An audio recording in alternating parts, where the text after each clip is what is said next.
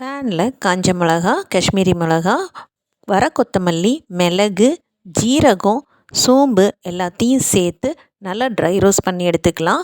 Low ஃப்ளேமில் நல்லா aroma வர்ற வரைக்கும் கலர் சேஞ்ச் ஆகி வறுத்ததுக்கப்புறம் ஆற விட்டு மிக்ஸி ஜாரில் நுணுக்கிடலாம்.